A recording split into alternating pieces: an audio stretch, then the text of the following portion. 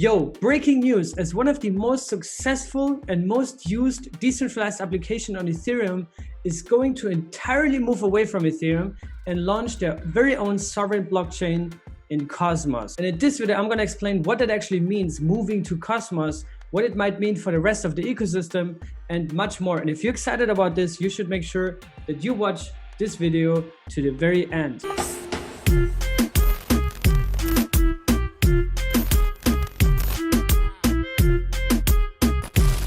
Now, for those that might not be familiar with dYdX, dYdX is an order book decentralized exchange. That does mean it's very different to, for example, Osmosis, which is an AMM, and dYdX in general also targets more the institutions and the professional traders, right? Which is also why dYdX has such high volumes. At the peak, dYdX had more volume than Coinbase, and Coinbase is one of the most famous and popular crypto exchange in the entire world, right? One of the most established one out there. So dYdX at some point had more volumes than them, and they're currently having a volume in the past 24 hours, as I'm recording this video here, June 23rd, a trading volume of $623 million with 160,000 trades in the past 24 hours and more than 25,000 active traders. Just to put that into context, Osmosis, which is currently the most famous decentralized exchange, it's an AMM, so it's completely different. However, Osmosis has a trading volume in the past 24 hours of $5.6 million.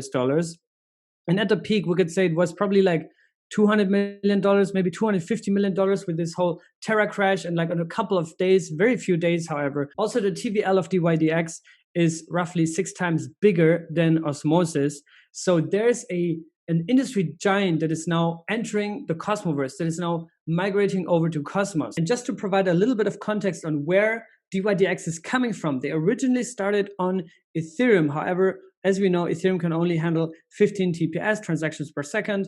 It gets pretty congested, and it's just very, very inefficient and impossible to use for a decentralized exchange, especially that needs to handle a lot of volumes, and it needs to be settled also pretty quickly, right? Then they switched over to Ethereum layer 2s, and they actually co-developed a L2 solution with Starkware. So that's where they're currently residing on.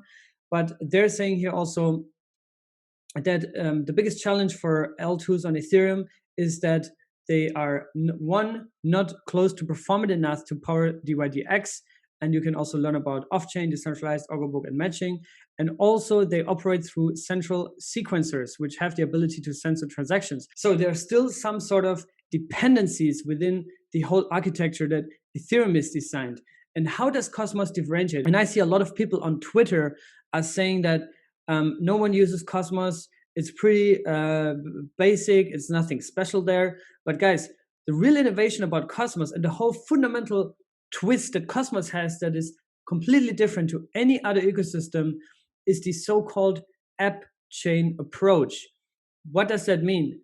App chain means the philosophy in Cosmos is that every idea that you have, every application that you want to build, whether that's a social media network, whether that's an AMM like Osmosis, whether that's a smart contract platform that is implementing CosmWasm like Juno, whether that's a smart contract platform that implements the EVM like Evmos, you have an idea and you can realize that idea by spinning up your own sovereign blockchain, by having your own validator set, by having your own security model, by having your own customized settings that you need for your idea to become a reality, right? Which led them to the conclusion that Cosmos just happened to be the best fit based on the unique product trade-offs for dYdX and a mission to build the best professional trading product experience. After all, Cosmos is built in a way that you have product ideas being sovereign individual blockchains.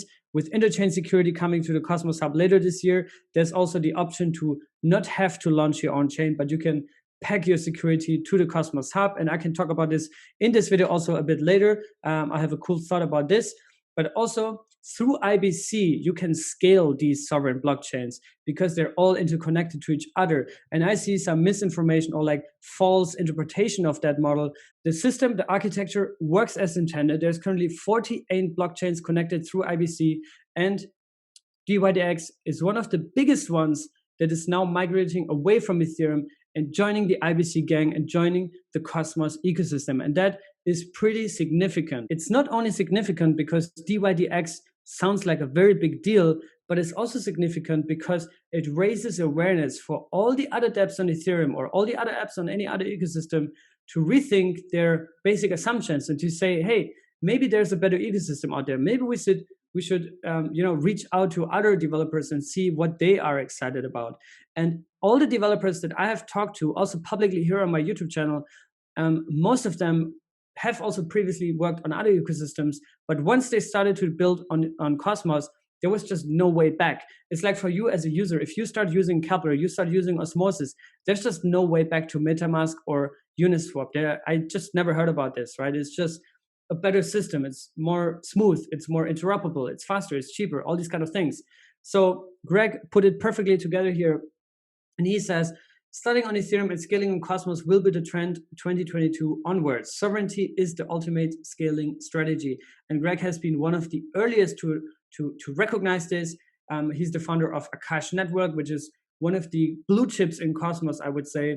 And this is very cool stuff that he's writing here. And I think, as I said, more developers, more teams, more projects might reconsider this and look out for other platforms. And Cosmos seems to be very well positioned. Now, what does coming to Cosmos actually means? In that case, it means that dYdX is building a new blockchain from scratch, built on the Cosmos SDK, the software development kit by Cosmos, and it is implementing Tendermint, which is the consensus engine, the consensus algorithm of Cosmos. And also, they will natively be IBC enabled, so dYdX will have their native coin that is probably coming out. I guess they still need at least half a year or so to deploy and spin up the chain. They will have their own coin. They will have their own staking ecosystem. You will be able to earn staking rewards for staking your dYdX and making that chain secure. There will be validators. I also hope that Cryptocito hopefully will be one of the Genesis validators at dYdX. This would be extremely cool to see. So it will just join this expanding ecosystem of interconnected apps and services built for a decentralized future. And this is what a lot of chains have done over the past years, ever since IBC went live especially. There are other ways to join Cosmos, right? We've seen, for example, Loop Finance joining Cosmos by just launching on top of Juno. Juno is a smart contract platform on CosmWasm. So Loop Finance is launching on top of Juno. You can also launch on top of Osmosis. This is, for example, what Mars Protocol is doing. And in the future, we will also be able to launch a consumer chain pegged to the Cosmos hub to rent security from the hub. So you don't have to spin up your own validator network. But those are different categories, different options, and I just wanted to mention it here. There's a lot of content here on my channel. I did a 1.5-hour deep dive with Jihan, who is one of the core engineers of interchain security, which is one of the most highly anticipated features that is still to come. And I could easily see that, let's say, for example, dYdX spins up their own chain, they have their own validator set, they have their own security model. I could easily see that once interchain security is at a stage that you can partially rent security from the Cosmos hub, which means you can keep your existing validator set, but on top of that, you can diversify, you can enhance your security even more by renting additional security from the Cosmos hub, which would mean more value accrual for Atom, more utility for the Cosmos hub as an interchain service provider. And potentially this is going to be the case, right? And it's not enforcing any dependencies, right? It is just making this entire ecosystem grow very slowly, very organically all together, right? And the Cosmos Hub does not only have to be the only security provider in the interchain. It can also be that Osmosis becomes a security source, or Juno, or any other chain that is secure enough to be able to be in that position to rent out security to other chains that might need extra security, because again, the TVL on dYdX currently is around $800 million or $700 million. And if that number 10x's, you bet that you want to do anything to make it more secure and the most secure you possibly can. And interchain security could be another element that dYdX could make use of to further secure their chain. But this is probably in the mid or long run. I just wanted to bring it up here and mention it here. because this is something that I could see happen easily, maybe in a year and a half or something like that. Now, if you're just a retail investor and you're not a professional trader, you're not familiar with the whole order book thing, then you might just look up dYdX and you see, hey, they're ranked 190. That's not really exciting. They only have a market cap of $150 million. Well, 1.4 billion fully diluted. But this is also because the dYdX token does not really have intrinsic native value accrual right now, right? It's just basically sitting on top of a layer 2 on Ethereum. So yeah, it's not really accruing native value in contrast to, for example, Osmosis is doing. Osmo is doing on Osmosis, or Juno on the Juno network, or Atom on the Cosmos Hub. Those are chains that are where the token is needed to secure the underlying network, right?